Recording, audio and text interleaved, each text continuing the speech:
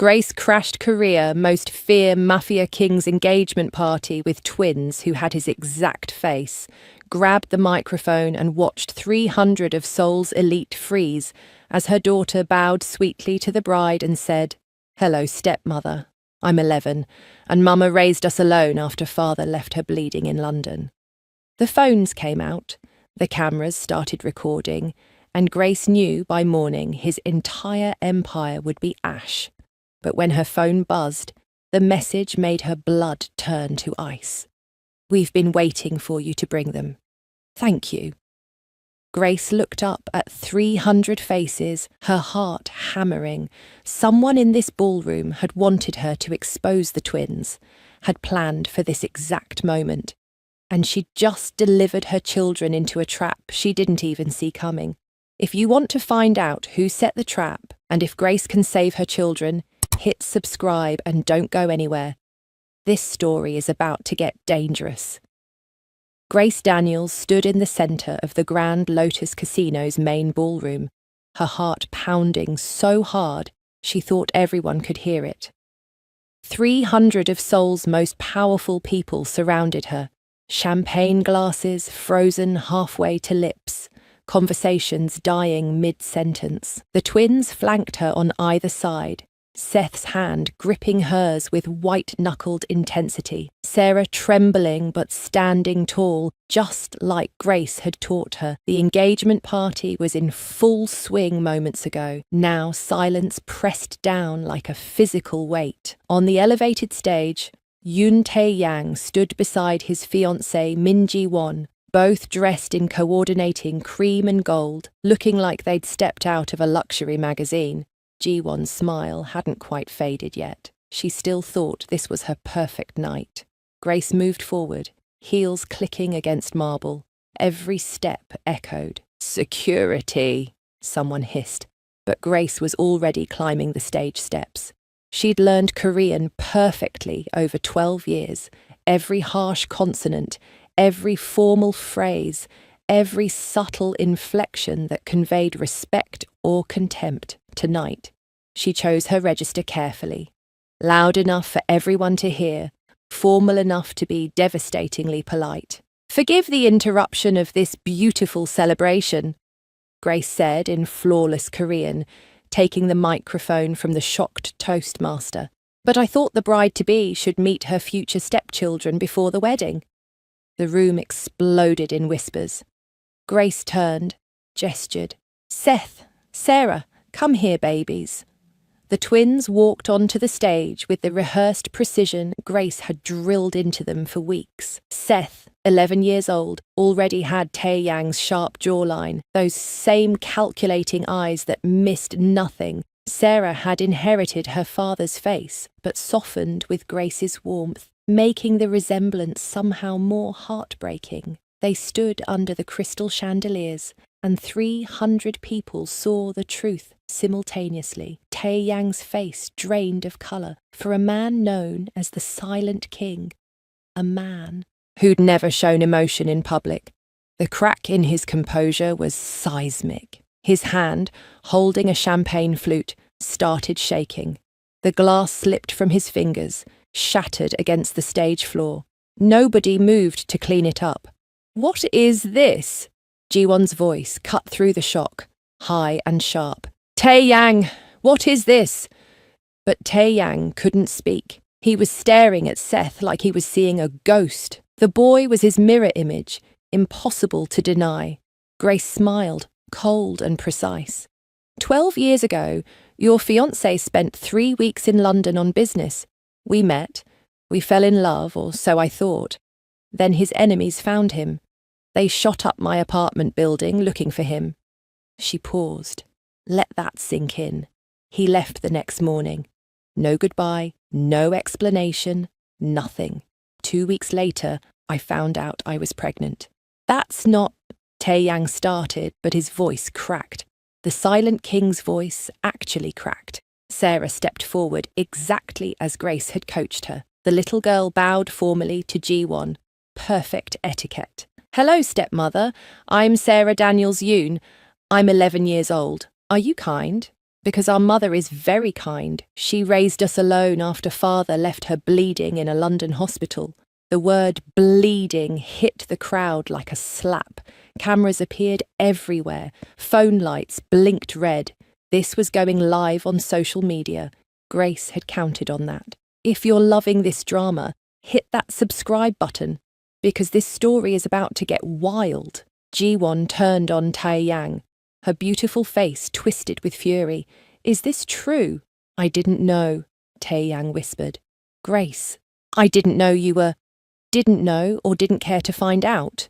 Grace kept her voice level, surgical. I called you 50 times that first month. You changed your number. I emailed you. Blocked. I flew to Seoul 6 months pregnant. Desperate, terrified. Your mother met me at a hotel. Every eye in the room swiveled to the elegant woman in the Chanel suit standing near the stage. Madame Yoon's face could have been carved from ice. Your mother offered me £30,000, Grace continued. She called my babies half-breed mistakes and told me to take care of it and never come back. The crowd gasped, actual gasps, like something from a drama. But this was real life unfolding in real time. Tae-yang turned to his mother, something dangerous flickering in his eyes. Mother, is this true? Madame Yoon lifted her chin. I protected this family from scandal. I did what was necessary. You paid her to abort my children. I paid her to handle an unfortunate situation. How was I to know she'd keep them and show up 12 years later demanding... I'm not demanding anything, Grace cut in, voice like a knife. I don't want your money. I spent every pound of what she gave me on prenatal care and baby supplies. I have receipts, 12 years of receipts. She pulled a folder from her bag, held it up. Every single penny accounted for. Seth moved beside his mother, addressed the crowd in formal Korean that made several people blink in surprise. A child speaking their language with such precision was unexpected. My mother taught us never to take what we haven't earned. We don't want your money. We wanted one thing, a father. The past tense landed like a bomb. Wanted, not want. Sarah's eyes filled with tears, real ones, not coached. Why didn't you want us, father? What did we do wrong? Tae-yang reached for her instinctively, and Seth moved like lightning, blocking his path. The 11-year-old boy stepped between the silent king and his daughter, fearless. Don't touch her, Seth said quietly. You don't get to comfort her now. You weren't there for 11 years of nightmares. 300 people watched an 11-year-old physically stop South Korea's most feared man, watched Tae-yang freeze, hand outstretched, unable to push past his own son. Ji-won laughed, brittle and sharp. This is insane. Security, remove these people immediately. On what grounds? Grace asked pleasantly. We haven't broken any laws. We're just introducing family to family. Surely you want to know the man you're marrying. A man pushed through the crowd, tall, broad-shouldered, with police commissioner insignia on his dress uniform. Ji-won's father. Commissioner Park took the stage with the easy authority of someone who controlled law enforcement in Seoul. These are serious accusations, Commissioner Park said, looking at Grace with shrewd eyes. Do you have proof these children are his? Grace smiled. She'd been waiting for this. From her bag, she pulled documents. Birth certificates with Yoon Tae-yang listed as father, photographs time-stamped from her pregnancy in London, hospital records, and the pièce de résistance. DNA test results, she said, handing the paper to Commissioner Park. I had it done 5 years ago using Mr. Yoon's publicly available blood sample from the charity drive he participated in, 99.9% match. Brilliant. Legal. Impossible to refute. Commissioner Park read the document, looked at the twins, looked at Tae-yang. His face told the story. He turned to his daughter. Ji-won, did you know about this? Of course not. Ji-won's composure was cracking. Tae-yang, did you know? No, Tae-yang said. and for the first time, emotion leaked into his voice. Pain, raw and real. Grace, I swear I didn't know you were pregnant. How could I? You didn't even know yet. You have to believe. I don't have to believe anything, Grace said softly. You left. That's fact. I was alone. That's fact. Your children grew up without you. That's fact. Whether you knew or not doesn't change what happened. A younger man rushed onto the stage, late 20s, handsome in an understated way that contrasted with Tai Yang's sharp edges. He looked concerned, playing the worried brother perfectly. Tai Yang, what's going on? Yoon Min-jun asked. Who are these people? Uncle, Sarah said brightly, because Grace had taught her about the whole family. I'm Sarah. This is Seth. We're your niece and nephew. Min-jun's face did something complicated. Surprise, then calculation, then a smile that didn't reach his eyes. Well, this is unexpected. Welcome to the family. He moved toward the twins, and Grace's instinct screamed something about his energy was wrong. Children, Grace said quietly, stay close to me. Seth had the same instinct. He took Sarah's hand, pulled her back toward their mother. Min-jun noticed. His smile widened. Protective. I like that. You'll need that instinct in this family. He leaned closer to Seth, voice dropping. Your mother is very brave, bringing you here. But Seoul can be dangerous for people who don't understand how things work. Seth's eyes narrowed, then, louder, projecting his voice like Grace had taught him. Uncle, did you just threaten us? The room went silent again. Different quality this time. Dangerous. Min-jun's face smoothed into innocent confusion. Threaten? No, I was just... Mother, Seth said, turning to Grace. Uncle Min-jun just threatened us. He said Seoul is dangerous for people who don't understand how things work. Every phone in the room swiveled toward Min-jun. Caught on camera. Recorded. Undeniable. Commissioner Park's face hardened. Mr. Yoon, did you threaten these children? I was giving friendly advice. Save it, Ji-won snapped. She pulled the engagement ring off her finger. 3 carats of flawless diamond that probably cost more than Grace's yearly salary. She didn't hand it to Tae Yang. She threw it at his feet. The ring bounced, skittered across the stage, came to rest near the broken champagne glass. Father, Ji-won said, voice shaking with fury. We're leaving. This family is a circus and I won't be part of it. Ji-won, wait, Commissioner Park started. No. He has secret children, 11-year-old children. His mother paid off their mother. His brother is threatening them at their first family meeting. This is insane. She turned to Tae Yang, and her face was cold. You can't even control your own past. How can you control a future with me? She walked off the stage, heels clicking, back straight. Commissioner Park followed, but not before giving Tae Yang a look that promised consequences. The engagement was over. In less than 10 minutes, Grace had dismantled it completely. Drop a comment below telling me what you think of Grace so far. Is she a hero, or is she going too far? Tae Yang stood alone on the stage now, his mother and brother watching from the side. The party guests were pulling out phones, texting, making calls. Grace could see it happening in real time, the story spreading, the scandal metastasizing. A businessman in an expensive suit approached the stage. Tae Yang, I'm sorry, but the Busan deal is off. My partners can't be associated with this kind of publicity. Another man, younger, apologetic. The casino investors are pulling out. This is too much exposure. Within minutes, 3 major business deals dissolved. Grace watched Tae Yang's empire take body blows, one after another. His face remained impassive, but she'd learned to read his micro-expressions years ago, the tiny tightening around his eyes, the barely perceptible clench of his jaw. He was bleeding internally. Good. Madame Yoon swept onto the stage, every inch the former Mafia queen. Enough of this circus. Security, escort Ms. Daniels and these children out of... Touch them, Tae-yang said, voice dropping to a register Grace had never heard before. And I will kill you myself.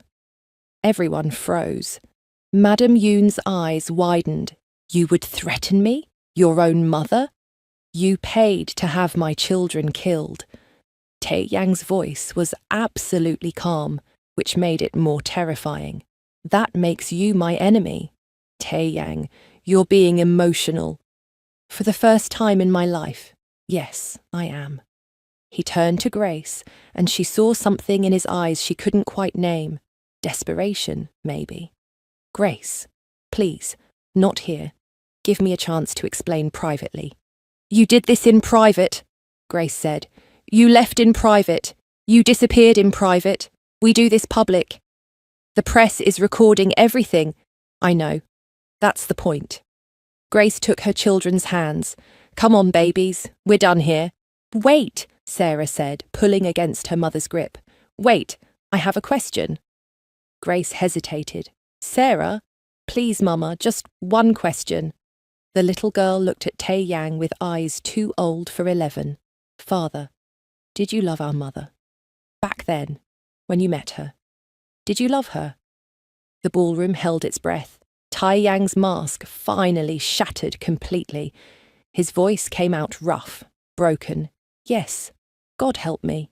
Yes. Then why did you leave? To protect her. My enemies would have killed her if they knew she mattered to me. Seth made a disgusted sound. So you protected her by abandoning her when she needed you most? That's not protection. That's cowardice. You don't understand the world I live in. No, you don't understand. Seth's voice rose, losing the formal Korean, reverting to the accent he'd learned from his mother. She raised us alone. She worked 3 jobs to keep us fed. She cried herself to sleep thinking she wasn't enough. She never told us you were a coward because she didn't want us to hate you. But I see it now. You're not a king. You're just a man who runs away. The words hit Tae-yang like physical blows. Grace watched emotions war across his face. Shame, anger, grief, things she'd never seen from the silent king. Seth, Grace said gently, that's enough. No, it's not. Seth was crying now, angry tears streaming down his face. He doesn't get to say he loved you and then disappear. He doesn't get to stand there and act like he's the victim. We're the victims. We grew up without a father because he was too scared to fight for us. I fought for you every day, Tae-yang said, voice cracking again. I looked for your mother for 12 years. I hired private investigators. I searched hospital records. I looked for you starting the day after I left. I didn't know you were pregnant, but I knew I'd made a mistake leaving you. When I couldn't find you, I thought the shooting had killed you, that you died from complications I never knew about. Liar, Seth spat. Tae-yang moved faster than Grace expected, pulling something from his inner jacket pocket. A hospital bracelet, worn, faded, clearly old. He held it up, and Grace's stomach dropped. Her name was on it. The London hospital, the date of the shooting. I kept this, Tae-yang said quietly, every day for 12 years. I've carried it everywhere. You think I didn't care?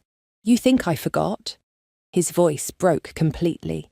She was the only person who ever made me want to be something other than this. Grace stared at the bracelet. She remembered waking up in the hospital, asking for it, being told it had been lost. He'd taken it. He'd kept it. I found out I was pregnant 2 weeks after you left, Grace said quietly. Alone. Terrified. I tried to call you 50 times that first month after I found out. Why couldn't you find us then? Grace heard herself ask. If you were looking so hard, why didn't you find us? Because you disappeared completely. No digital trail, no records, nothing. I thought... He swallowed hard. I thought maybe you'd died, that the shooting had complications I didn't know about. I've been looking for a ghost.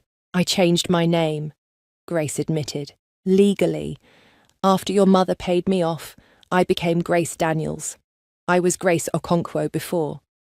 Understanding dawned on Taeyang's face. You erased yourself. I protected myself.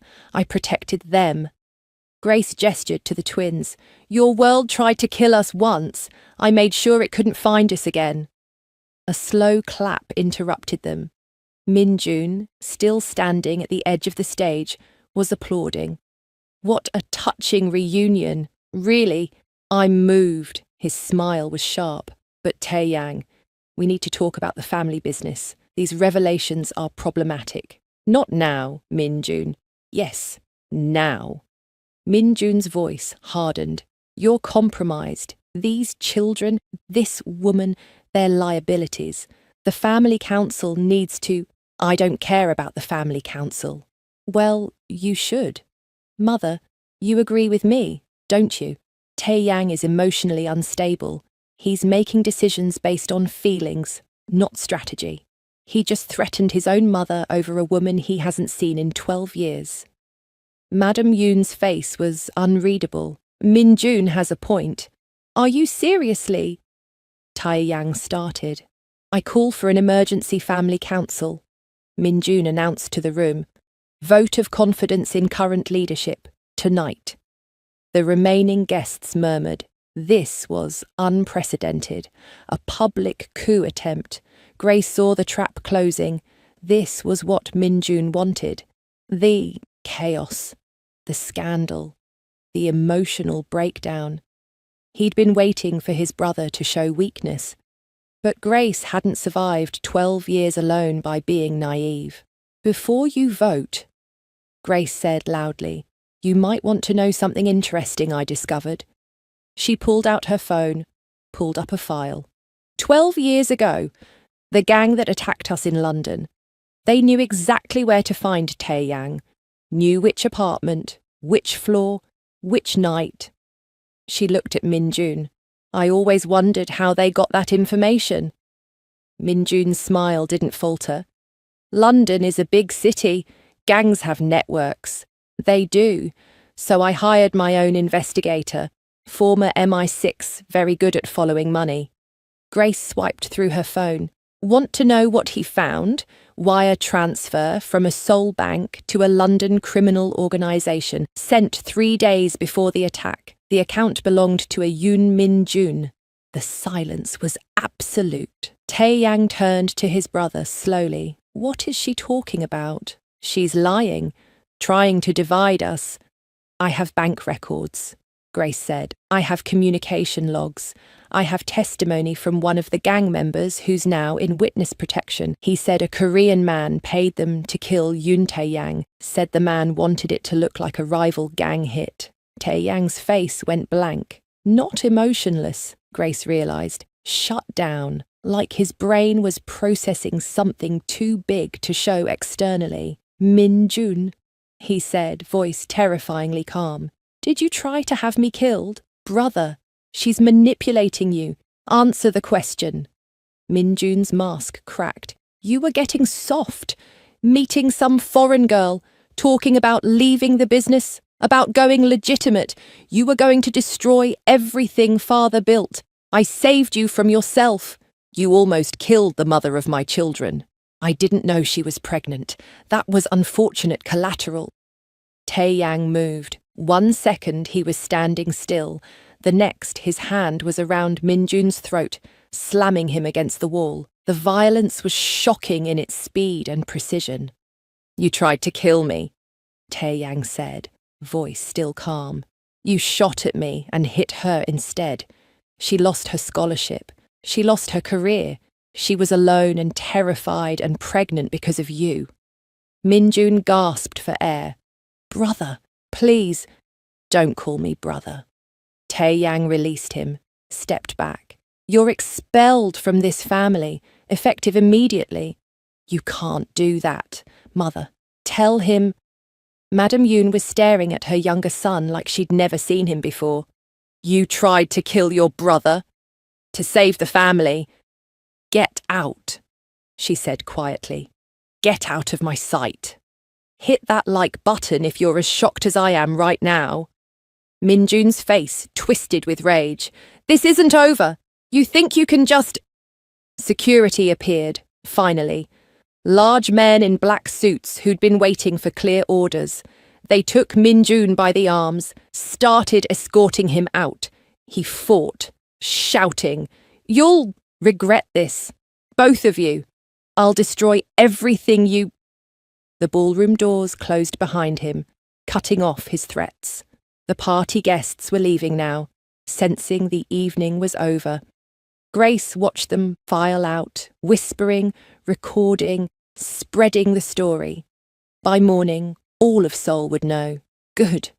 Sarah was crying silently, overwhelmed. Seth looked exhausted, his earlier rage burned out. Grace gathered them close, and they were just children again, not weapons, just her babies, tired and scared. "Come with me," Taeyang said. "Please, let me explain everything properly. Not here." "Where?" Grace asked warily. "My home. It's secure, private. The children can rest." "Your home? You mean where your mother lives?" "No, my private residence. She doesn't have access." Grace hesitated. Every instinct screamed this was a bad idea, but Sarah was shaking, and Seth looked ready to collapse, and they needed somewhere safe to process everything that had just happened. "Fine," she said. "But we leave when I say we leave." Agreed. They left through a back exit, away from the cameras. Taeyang's car was waiting, a black Mercedes with bulletproof glass, and a driver who looked former military. Grace made sure the twins were buckled in before getting in herself. The drive through Seoul's night streets was silent. Sarah fell asleep against Grace's shoulder. Seth stared out the window, jaw tight. Taeyang's home was a penthouse that took up the entire top floor of a building in Gangnam. Minimal security presence, surprisingly. Just one guard at the elevator who nodded respectfully and left them alone. The apartment was beautiful in a stark way, floor-to-ceiling windows overlooking the city, dark wood floors, minimal furniture. It felt more like a hotel than a home. "Guest rooms are down that hall," Taeyang said. "The children can rest." Grace guided the twins to the rooms. Seth went without protest, too tired to argue. Sarah clung to Grace for a moment. "Mama, are we safe here?" "Yes, baby, I promise." "Is father a bad man?" Grace smoothed her daughter's hair. "He's a complicated man who made bad choices, but he won't hurt us." "How do you know?" "Because I saw his face when he looked at you," Grace thought. "Because the most feared man in Seoul had tears in his eyes when you asked why he didn't love you." "Because you're his daughter," Grace said instead. "Sleep now." She tucked Sarah in, made sure Seth had water and knew where to find her, then returned to the living room. Taeyang stood by the windows, staring out at Seoul's glittering expanse. "Your brother tried to kill you," Grace said. "Does that happen often in your world?" "Often enough." He didn't turn around. "I'm sorry you got caught in it." "Sorry doesn't raise children for 12 years. "I know." He finally turned, and in the dim lighting, he looked human, vulnerable. "I looked for you. I need you to believe that." "Why does it matter what I believe?" "Because…" He stopped, seemed to struggle with words. "Because you were the only real thing in my life. 3 weeks with you, and I felt like a person instead of a crown. When you disappeared, I thought I'd lost my chance at being anything else." Grace's throat tightened. She'd spent 12 years hating him, imagining him as a monster. This broken man in front of her didn't fit the narrative. "You had options," she said. "You could have walked away from all of this, gone legitimate, and left my family vulnerable. My mother, my people, they depend on this organization. The minute I show weakness, rivals move in. People die. So you chose them over me. I chose to keep you alive. If they'd known how I felt about you, you would have been a target forever. I left to protect you. And shot me instead. Tae-yang flinched. That was Min-jun. But it was your world, your choices, your war. Grace moved closer, anger rising. You don't get to play the noble martyr. You left me bleeding and alone. You don't get credit for being haunted by it. You're right. The simple agreement caught her off guard. You're absolutely right. Tae-yang continued. I don't get credit for regret. I don't get credit for looking for you. I destroyed your life, and I don't get to feel sorry for myself about it. He met her eyes. But I am sorry. For what it's worth. It's worth nothing, Grace said, but her voice lacked conviction. I know. He turned back to the window. You should rest. Tomorrow I'll arrange security for you and the children. You'll need it now that you've painted targets on your backs. We're not staying in Seoul. Yes, you are. Grace stiffened. Excuse me. The second you stepped into that ballroom, you declared war on everyone who wants me weak. My mother's allies, Min-jun's contacts, rival families who see this as an opportunity. If you go back to London now, you'll be dead within a week. You're being dramatic. I'm being realistic. You humiliated powerful people tonight. They will retaliate. The only reason you're alive right now is because you're with me, and killing you means going through me. The cold calculation in his voice reminded Grace who she was dealing with. Not the broken man from moments ago, the silent king. So what? Grace said. We're prisoners. You're protected. There's a difference. Not from where I'm standing. Tae-yang moved closer, and Grace fought the urge to step back. You came here for revenge. You got it. I lost my engagement, my business deals, my family unity. You destroyed me in front of everyone who matters. Mission accomplished, but now you live with the consequences. I didn't ask for your protection. You didn't have to. Those children are mine, which means keeping them safe is my responsibility now, whether you like it or not. Grace wanted to argue, but exhaustion was setting in. The adrenaline from the confrontation was fading, leaving her shaky and drained. Fine, she said. We'll stay tonight, but tomorrow we talk about options. Tomorrow, Tae-yang agreed. Grace went to the guest room, locked the door, and sat on the bed. Her phone was exploding with messages, news articles already published, photos from the party, videos of her dramatic entrance. One message stood out, from her sister Dee. Grace, what the hell did you do? It's all over the news. Are you safe?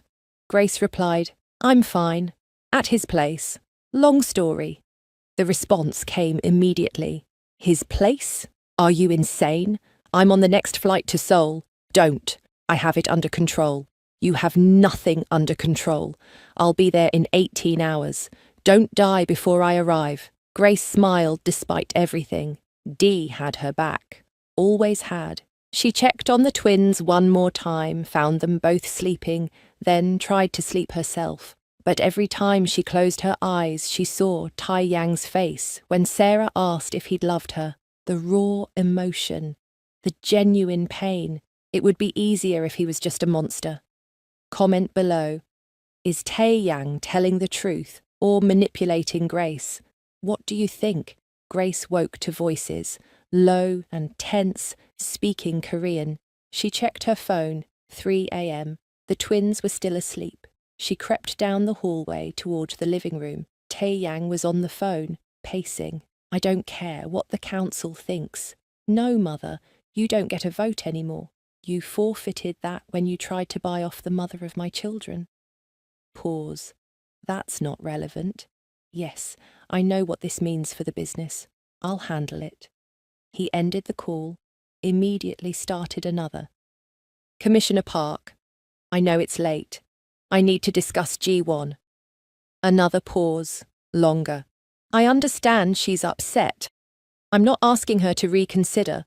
I'm asking you not to retaliate against my family because of this. The children are innocent. His voice hardened. Don't threaten me. You know what I'm capable of." He hung up, ran a hand through his hair. For the first time, Grace saw him looking stressed. Actually stressed, not performing composure. "Eavesdropping?" he asked without turning around. "Your phone voice carries. Sorry if I woke you. I couldn't sleep anyway." Grace moved into the room. "Trouble? The council wants to vote me out. Jiwon's father is threatening to investigate my businesses. 3 more partners pulled funding, and my mother is demanding I make you and the children disappear for the good of the family." "Sounds like a normal day for you." Tae-yang laughed, sharp and bitter. "Actually, this is significantly worse than normal." He looked at her. "You're very good at destruction. I learned from the best. Fair." He moved to the bar, poured whiskey. "Want one?" "It's 3 a.m. That wasn't a no." Grace accepted the glass. The whiskey burned going down, smooth and expensive. "What happens now? Now I decide if holding on to power is worth what it's going to cost. And what's it going to cost? Everything else, probably. My mother's support, my brother's loyalty, though I suppose that was already gone. Political connections, business partnerships, respect." He drank. "All because I couldn't let you go 12 years ago." "You did let me go." "No, I physically left. I never let go." He set his glass down with a sharp click. "You want to know the truth? The real truth?" "I'm not sure I trust your version of truth." "Smart. But I'll tell you anyway." He moved closer, and Grace's heart rate picked up. "I could have found you if I'd really tried. I could have hired better investigators, used more resources, called in favours, but part of me didn't want to find you." Grace's breath caught. "What?" "Because finding you meant facing what I'd done.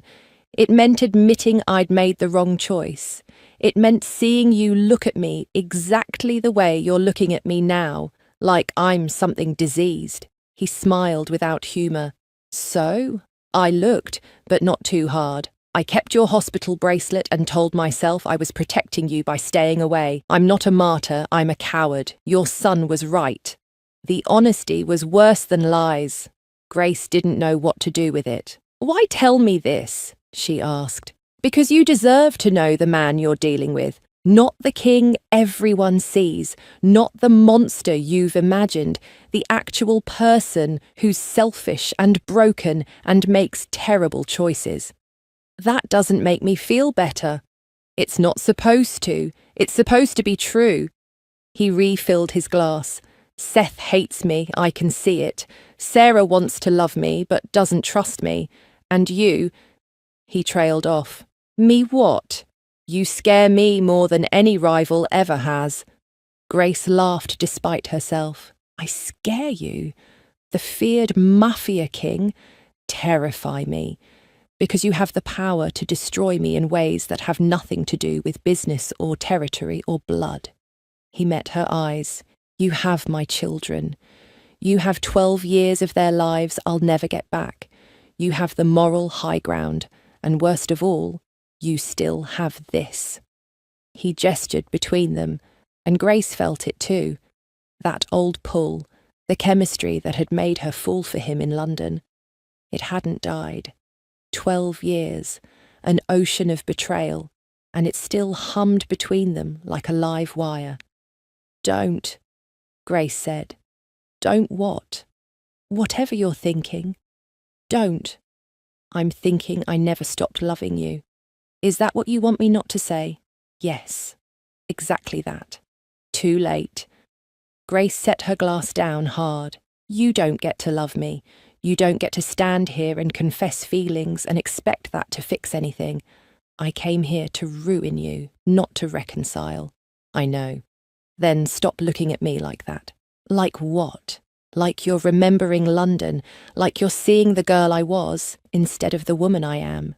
"I'm seeing both," Tae-yang said quietly. "The girl who laughed at my terrible English, the woman who walked into a room of 300 people and dismantled my entire life without raising her voice. I see all of you." Grace's hands were shaking. From anger or something else, she couldn't tell. "This doesn't change anything." "I know that too." "So why say it?" "Because tomorrow your sister arrives and you'll have reinforcements. Because tomorrow my world is going to come for you with everything it has. Because tomorrow we start playing defense instead of offense. And I needed you to know." He moved closer, close enough that Grace could smell his cologne, same as London. He'd never changed it. "I needed you to know that if I'd known about them, about you being pregnant, I would have burned down my entire empire to be with you. Every bridge, every alliance, every drop of blood I've spilled, I would have walked away from all of it." "But you didn't know," Grace whispered. "So it doesn't matter. It matters to me." They stood there, inches apart, 12 years and 2 children between them. Grace's phone buzzed, breaking the moment. She stepped back, checked it. Message from an unknown number. "Beautiful children, be a shame if something happened to them. Leave Seoul or find out what we do to traitors' families." Her blood went cold. "What is it?" Tae-yang saw her face, took the phone. His expression went deadly. "When did you get this?" "Just now." He was already dialing, phone to his ear. "I need a trace on this number, now. Full security detail to my residence. Nobody in or out without my direct approval." He hung up. "Pack the children's things. We're leaving." "You just said we have to stay in Seoul." "We're not leaving Seoul. We're leaving here. This location is compromised." "How?" "Nobody knew we were—" Grace stopped. "Your mother, or Min Jun, or any number of people who want me weak." He was moving through the apartment, checking windows, drawing curtains. "Get the children up. We have 10 minutes." Grace ran to the guest rooms. Sarah woke easily, still half asleep. Seth was alert instantly, reading the panic on his mother's face. "What's wrong?" he asked. "We have to move. Now. Get your shoes on." To her credit, Sarah didn't cry or complain. She just held her mother's hand and moved quickly. Seth was already dressed, always the prepared one. Tae-yang met them in the hallway with a black bag. "This way." He led them through the kitchen to what looked like a pantry. False back panel. Secret elevator. Of course he had a secret elevator. "Where does this go?" Grace asked as they descended. "Underground garage. Reinforced. 3 separate exit routes." They emerged in a concrete bunker. 6 cars parked in a row. All black, all identical. Smart. Harder to track which one he'd be in. Tae-yang chose the middle car, helped Sarah into the back. Seth climbed in after her. Grace started to follow. "Front seat," Tae-yang said. "I need you to navigate if things get complicated." "I don't know, Seoul." "You speak 6 languages. If I tell you where to go in Korean, you can repeat it to the backup team in English." "Front seat." Grace obeyed. The car started, with a quiet purr. Bulletproof glass. Reinforced chassis. This was a war machine disguised as a luxury vehicle. They pulled out of the garage into pre-dawn Seoul. Empty streets, street lights creating pools of orange light. Tae-yang drove fast but controlled, checking mirrors constantly. "Are we being followed?" Grace asked. "Not yet. That's not comforting." "It's not supposed to be comforting. It's supposed to be honest." His phone rang. He answered via car Bluetooth. "Talk to me." "Sir, we've traced the threat. Number's a burner, but the cell tower ping came from inside your mother's residence." Tae-yang's jaw tightened. "Confirmed?" "Yes, sir. Message was sent from inside Madam Yoon's compound." He ended the call without responding. Accelerated. "Your mother threatened our children," Grace said, voice shaking with rage. "I don't know if it was her directly or someone in her household, but yes. Where are we going?"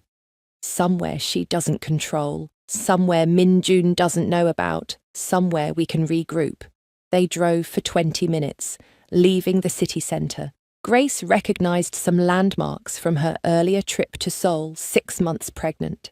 Desperate meeting Madame Yoon at that hotel. The memory still burned. They pulled up to a warehouse district. Tae-yang parked, killed the engine. "Stay in the car," he said. "I need to check something." He disappeared into one of the warehouses.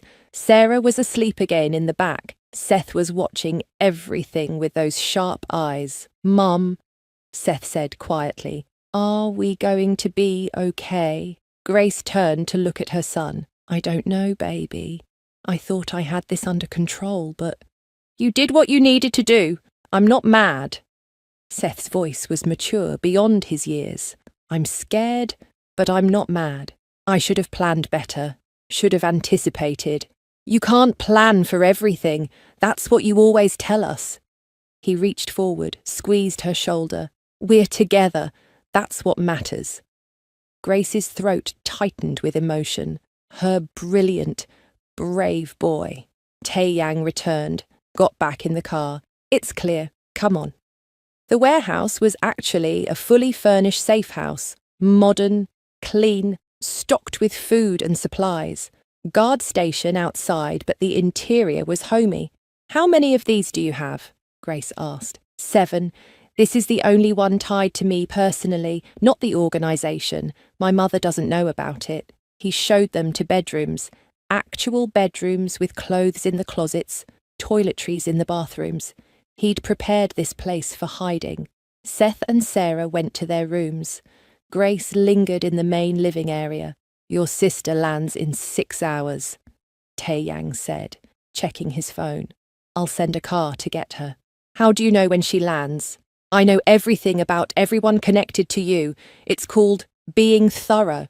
It's called being invasive. In my world, they're the same thing." He poured coffee from a machine that looked brand new. "You should rest. The children will need you sharp when they wake up." "I can't rest. Every time I close my eyes, I see that message." "Beautiful children." Grace's voice cracked. "They threatened my babies. Our babies. And yes, they did. Which is why that person will be dead by sunrise." The casual way he said it should have horrified Grace. Instead, she felt a dark satisfaction. "Good." Tae-yang raised an eyebrow. "Bloodthirsty. I like it." "This is your fault," Grace said, needing to aim her fear at someone. "Your world, your family, your choices. My children are in danger because of you. Yes. That's it? Just yes? What do you want me to say? That I'll fix it? I'm trying. That I'm sorry? I am. That I wish I'd never met you so you'd be safe." He set his coffee down. "I can't wish that, because then Seth and Sarah wouldn't exist, and they're the best thing I never knew I made." Damn him for saying the right thing. Grace sat heavily on the couch. "I was supposed to ruin you and leave. That was the plan. Plans change. I don't want to be here. I don't want to need your protection. I don't want my children caught in a Mafia war." "I know." "Stop saying that. What should I say instead?" "I don't know. Something that isn't just accepting blame. Fight back. Defend yourself. Give me something to be angry at instead of this." She gestured helplessly. "Instead of what?" "This honesty. This vulnerability. I liked it better when I could hate you completely." Tae-yang moved to sit beside her. Not touching, but close. "You can still hate me. I won't stop you. It's harder now. Because you've seen that I'm human. Because I've seen that you're suffering too, and I'm not petty enough to enjoy that." They sat in silence.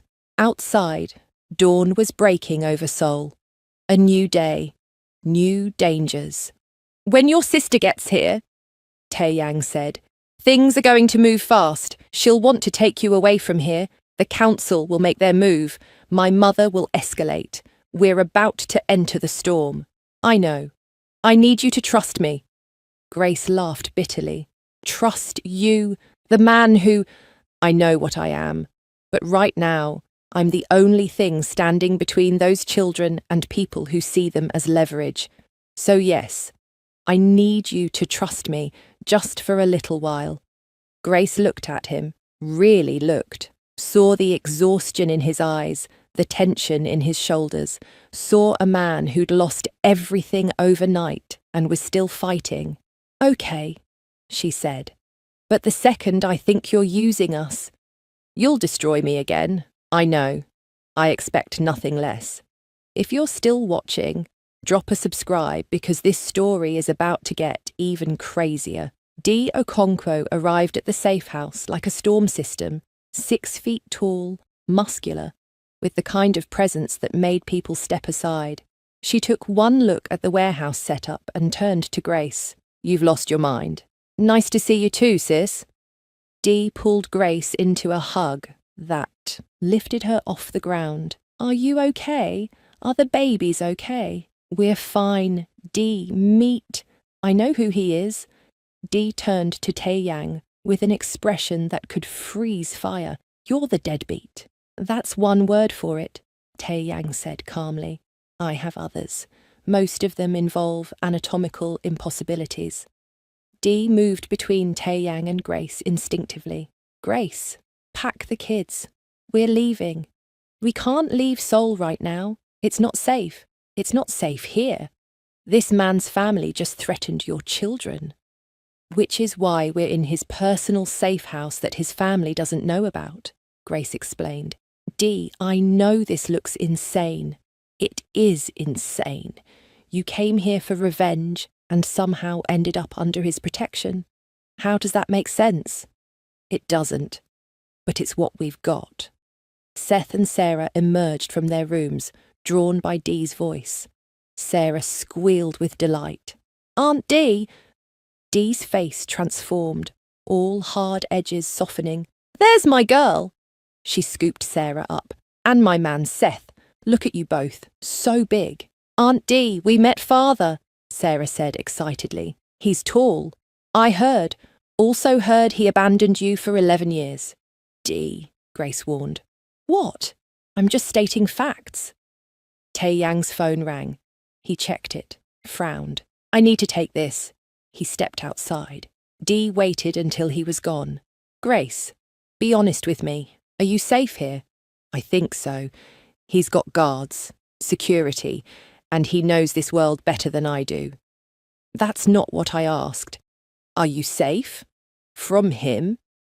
Grace understood what her sister was asking. He's not going to hurt me, or the kids. I'm sure of that much. You were sure of him 12 years ago too. This is different. How? Because now I'm not in love with him. Dee's eyes narrowed. Why did you phrase it like that? Not in love, not I hate him or I'm done with him. You said not in love. Oh God, Grace, no. Tell me you're not falling for him again. I'm not. Grace struggled to find words. It's complicated. It's really not. He left you. End of complication. He thought he was protecting me. And that worked out great, Dee said sarcastically. You got shot, raised twins alone, struggled for 12 years. But sure, he was protecting you. Sarah tugged on Dee's sleeve. Aunt Dee, father cried. When I asked why he didn't love us, he cried. Dee's expression softened. Did he, baby? And he kept Mama's hospital bracelet for 12 years. Doesn't that mean he loved her? Seth made a disgusted sound. It means he felt guilty.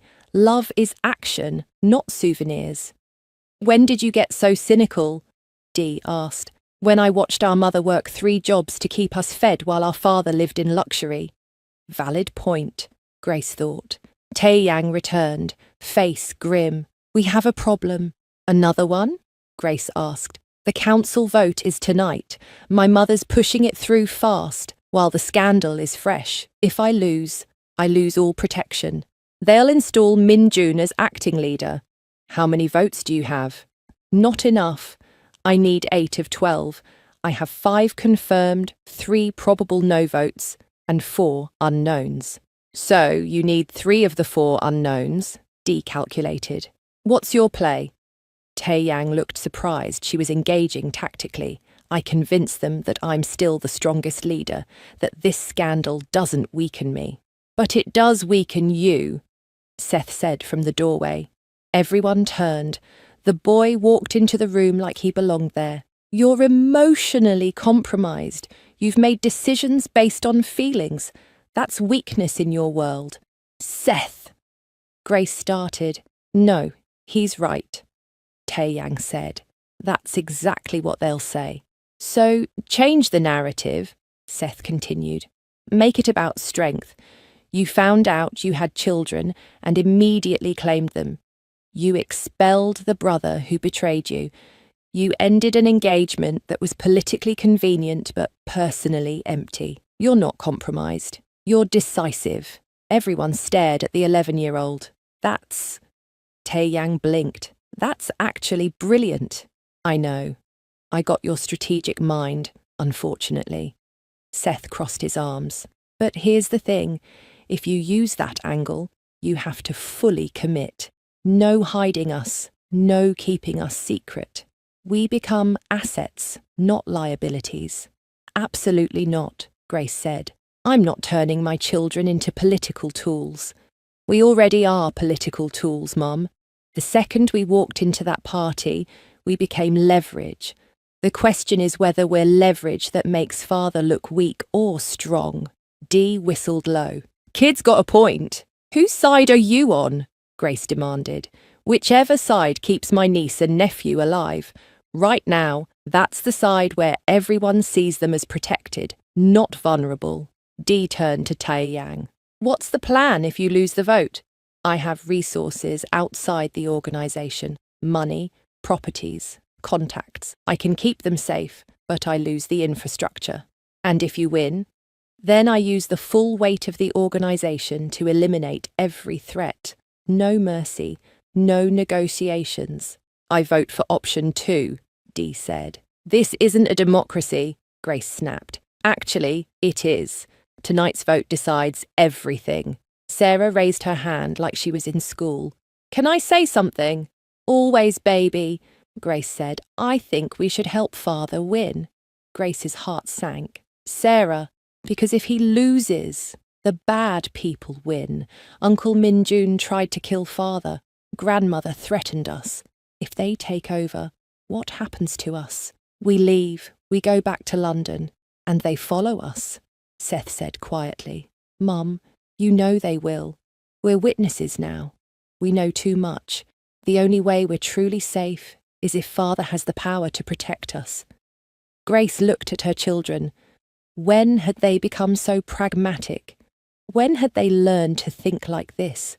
They shouldn't have to think like this, she said to Tae-yang. They're 11. I know. I'm sorry. Stop apologising and fix it. I'm trying. He checked his watch. The vote is in 6 hours. I need to meet with the unknown council members. Convince them personally. Take the kids, Dee suggested. What? No. Grace moved between Tae-yang and the twins. Hear me out. He shows up with his children. Shows he's not hiding them, not ashamed. Shows they're smart, well-raised, an asset to the family. It's a power move. It's using them. It's including them, Seth said. There's a difference. Sarah nodded. I want to help Father. See? Dee spread her hands. Democracy. Grace looked at Tae-yang. If I agree to this, you keep them in sight every second. One hint of danger, you get them out. I swear it. And I'm coming too. Grace, that's not... Those are my terms. We do this together or not at all. Tae-yang studied her face, then nodded. Together. Grace turned to Dee. You're the getaway driver. Anything goes wrong, you get them out of Seoul. On it. Dee cracked her knuckles.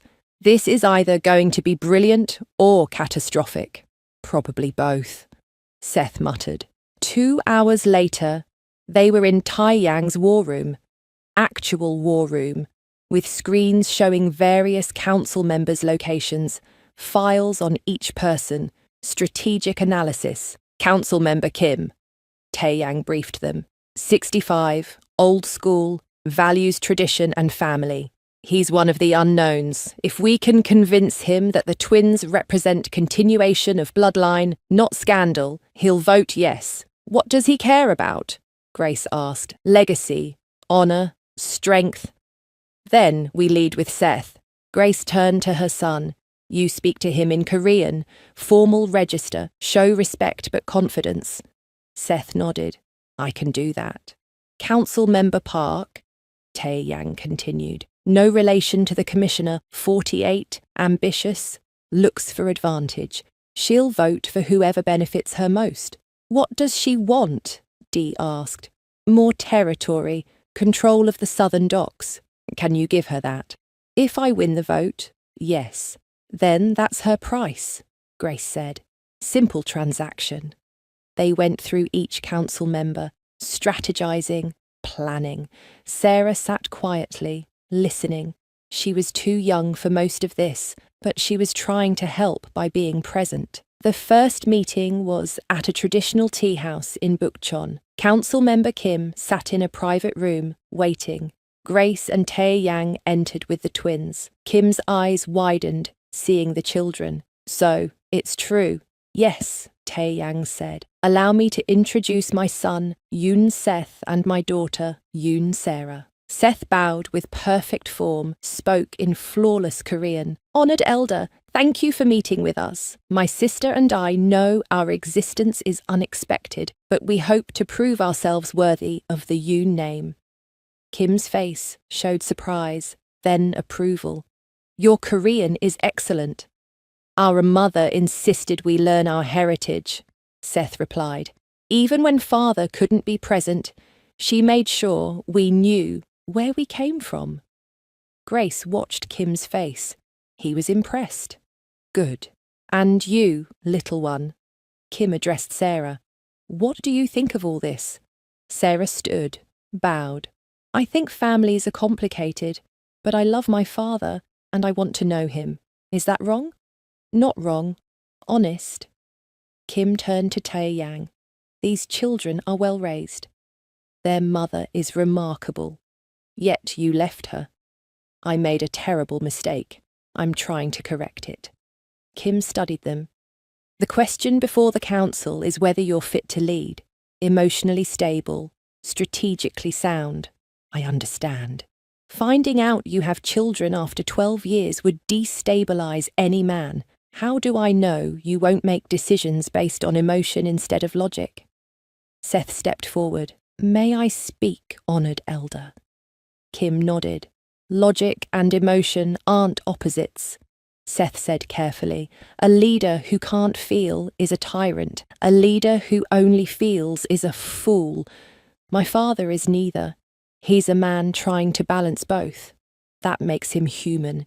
And humans build better futures than tyrants or fools. The room went silent.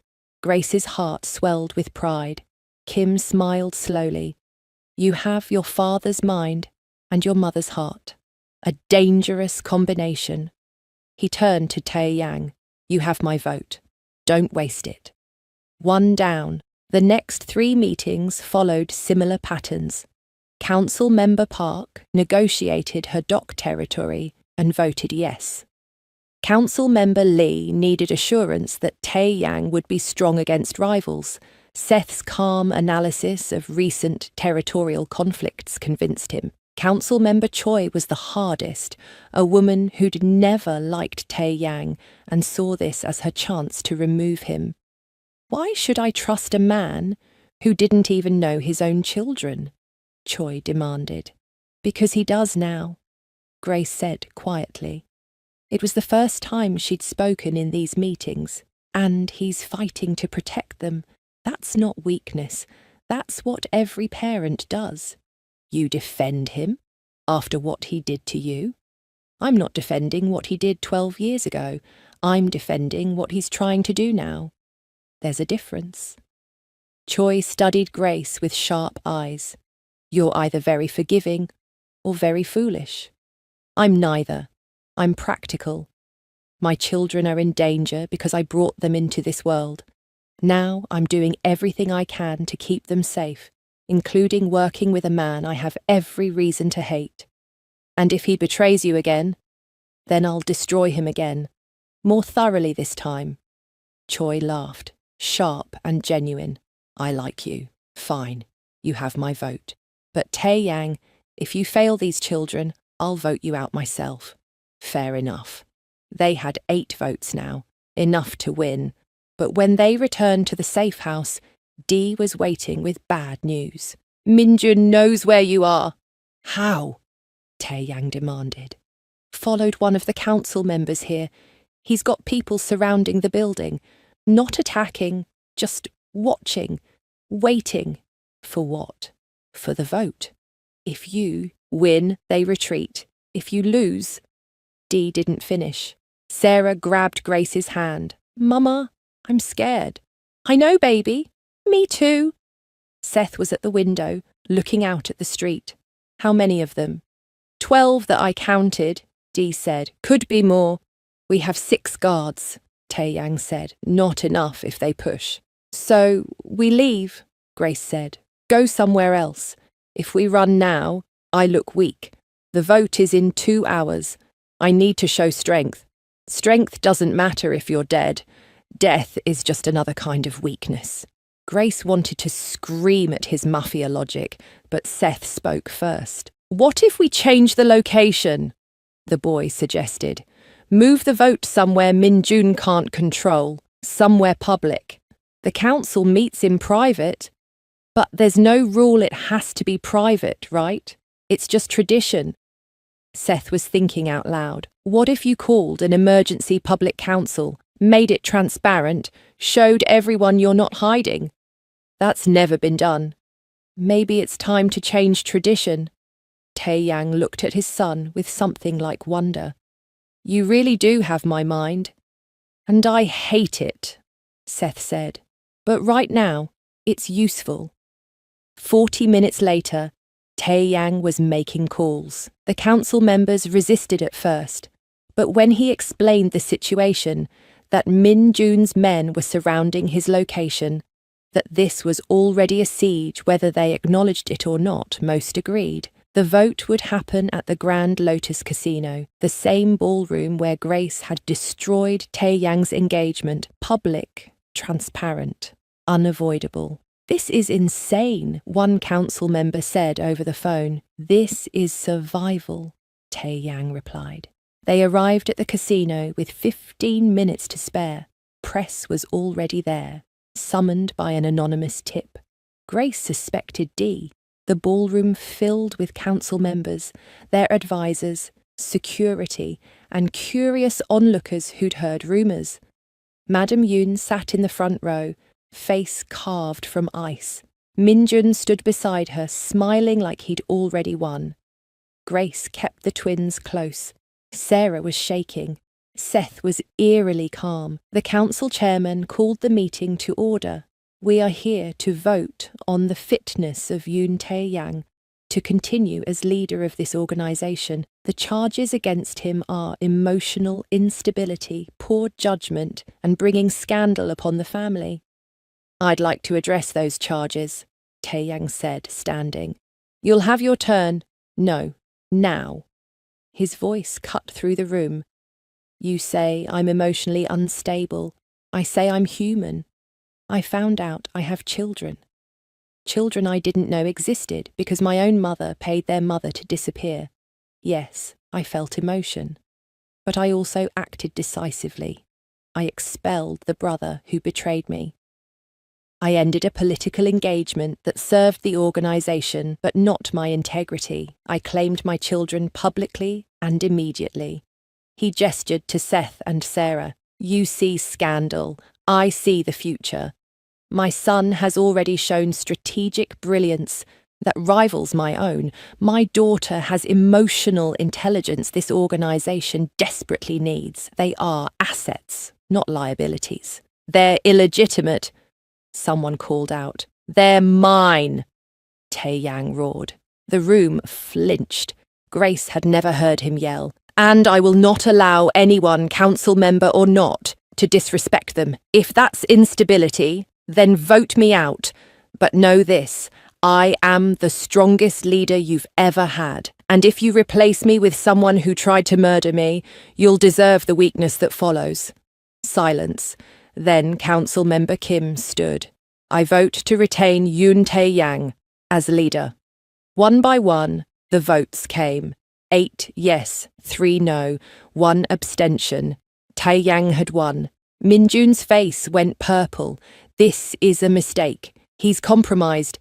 The vote is decided, the chairman said. This matter is closed. Madam Yoon stood slowly. She looked at Tae-yang, at Grace, at the twins. Something passed over her face. Not quite regret, not quite acceptance, but acknowledgement. I underestimated you, she said to Grace. Most people do. My son chose well 12 years ago. I should have trusted that. You should have, Grace agreed. But you didn't. So now we're here. Indeed. Madam Yoon turned to the twins. Sarah, Seth, I owe you an apology. Sarah stepped forward bravely. You called us mistakes. I was wrong. You're not mistakes. You're miracles. And I'm sorry I couldn't see that immediately. It wasn't enough. One apology couldn't fix the damage. But it was a start. Seth remained cold. Actions matter more than apologies. Smart boy. Madam Yoon actually smiled. Very well. I'll prove it through actions. Min-jun made a disgusted sound and stormed out. Half his supporters followed. The other half stayed, reading the room, choosing the winning side. The crowd dispersed slowly. Press shouted questions. Tae-yang ignored them, moved to his family. You did it, Grace said. We did it. He looked at Seth. Your strategy worked. Don't expect me to keep helping you. I won't, but thank you. Seth nodded stiffly, then went to his sister. Grace and Tae-yang stood there, in the same ballroom where this had all started 24 hours ago. Everything had changed. Nothing had changed. What happens now? Grace asked. Now I consolidate power, remove Min-jun's remaining influence, strengthen defences, make sure you and the children are protected. And then we figure out what this is. He gestured between them. Whatever this is, there is no this. Liar. Grace's breath caught. I hate you. Also a lie. I want to hate you. That I believe.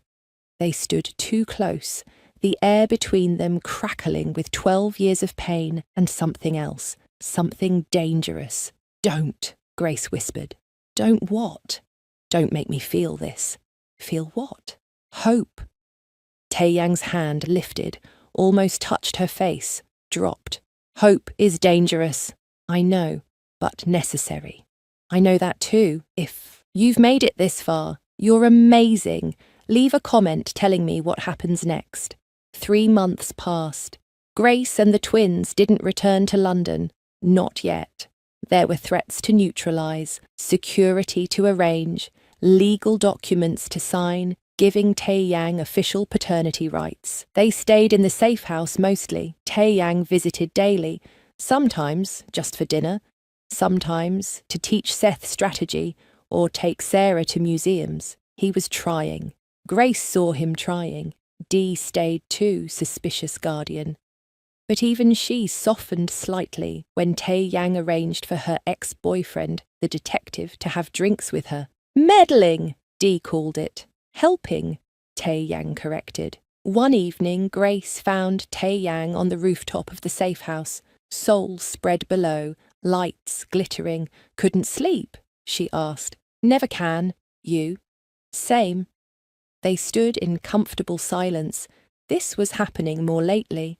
Comfortable silences, shared spaces, accidental touches that lingered. I've been thinking, Tae-yang said, about going legitimate. What? The casino, the hotels, the import business. They can all be legal. It would take time, but it's possible. He looked at her. Seth said something that stuck with me, about having choices. I want that. For them, for... He trailed off. For us. Grace finished. Is there an us? I don't know. Is there? Do you want there to be? Grace laughed shakily.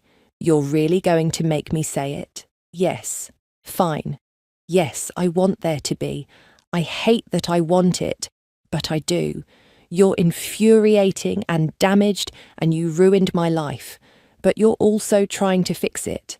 And I see you with them, with our children, and I see the man I fell for in London, and it terrifies me. Why? Because what if you leave again? Tae-yang moved closer. I won't. You don't know that. Yes, I do.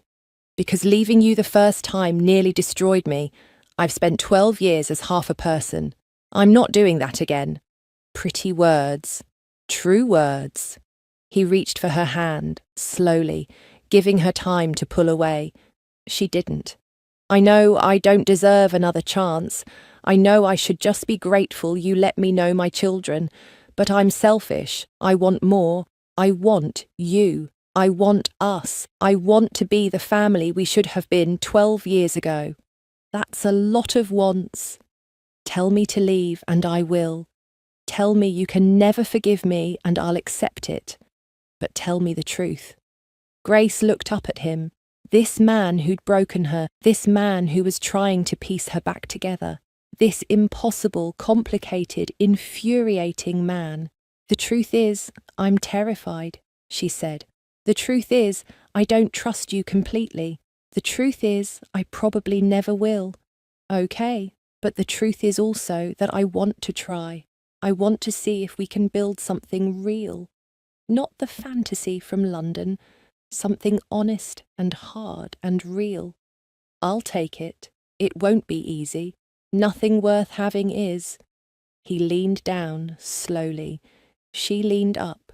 When their lips met, it felt like coming home and stepping off a cliff simultaneously. Terrifying. Perfect. They broke apart, and Grace laughed, shaky.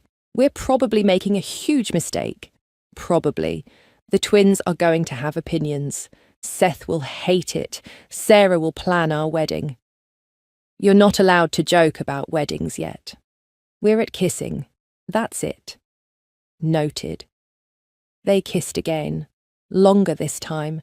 12 years of longing and pain and hope compressed into a moment. When they finally went inside, they found Seth and Sarah watching from the window. Sarah was grinning.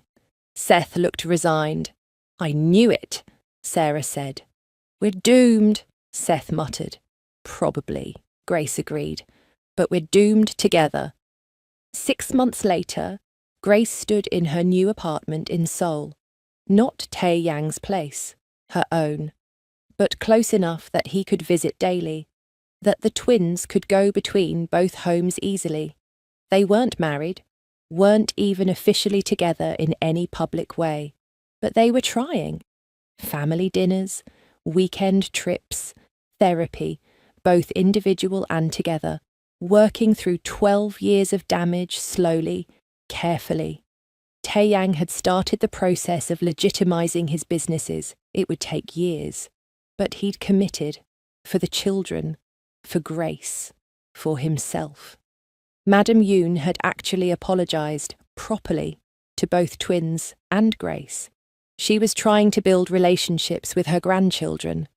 It was awkward, but it was something. Min-jun was gone, exiled from the family, last heard running a small operation in Thailand. No one missed him. Dee had reconciled with her detective and was splitting time between London and Seoul. Just visiting, she insisted, but she'd looked at apartments. And Grace?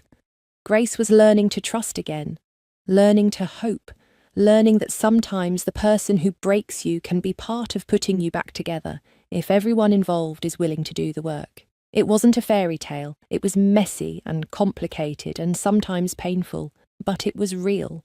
Seth walked into the room, school uniform neat. Mum, I'm going to be late. Father's driving you today, Grace said. Great. He'll lecture me about strategy again. He's trying to connect. I know. It's annoying. But Seth smiled slightly, and Grace knew her son was softening, slowly, in his own time. Sarah bounded in, backpack flying. Is father here yet? He promised to take me for ice cream after school. He'll be here. I love that we live close to him now. It's like having a real family. We've always been a real family, baby. I know, but it's bigger now. Better. The doorbell rang. Sarah ran to answer it. Tae-yang stood there in a business suit, looking every inch the legitimate businessman he was becoming. Ready? He asked the twins. Yeah, Seth said, grabbing his bag. Sarah hugged Tae-yang. Ready, Daddy. Daddy. She'd started calling him that a month ago. It broke him every time. Tae-yang looked at Grace over the children's heads. Dinner. Tonight? Your place or mine? Yours. I'll cook. You can't cook. I'll bring food and pretend to cook. Better. He smiled, and it was genuine, real, the kind of smile that reminded Grace why she'd fallen for him in the first place. After they left, Grace sat at her piano, the one Tae-yang had bought her. Her shoulder still ached sometimes, but she could play now, not professionally, but enough. She played the lullaby she'd written for the twins when they were babies, the one Tae-yang had learned to sing. Outside, Seoul hummed with life. Somewhere, her children were learning and growing. Somewhere, a man who'd broken her heart was learning to deserve a second chance. And Grace was learning that some stories don't have neat endings. They have continuing chapters, messy middles, uncertain futures, but they also have hope. And sometimes that's enough. If you made it to the end of this journey, thank you for watching. Hit that subscribe button, leave a comment telling me what you thought, and let me know what story you want to see next. Until next time, remember, even the most broken things can be made whole again. It just takes time, forgiveness, and two people willing to fight for it.